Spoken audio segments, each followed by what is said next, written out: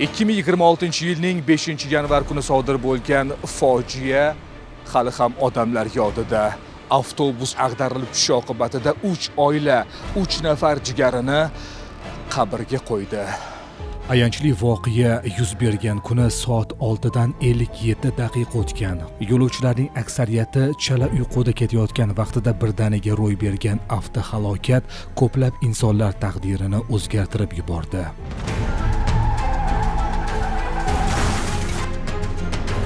Voy, qop-qopasga tushib ketdi. Odamlar o'limi bilan bog'liq dahshatli voqeaga ham aynan mana shu holat sabab bo'lgan. Ya'ni avtobus haydovchisi suv ichayotgan vaqtida baklashka qopqog'ini pastga tushirib yuboradi. Uni olmoqchi bo'lganida esa rul boshqaruvini yo'qotadi. Avtobus pastlikka qulaydi.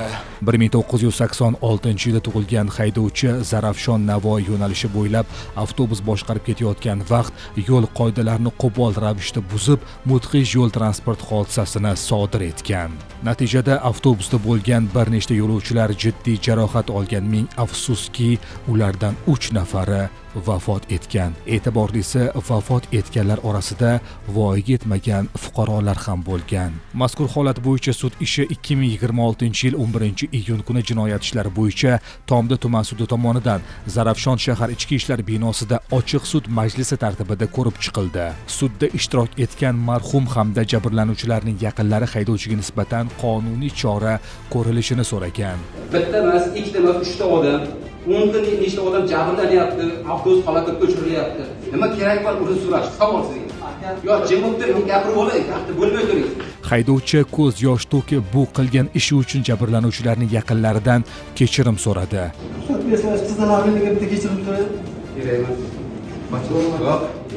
Sud tomonidan haydovchiga quyidagicha jazo tayinlandi.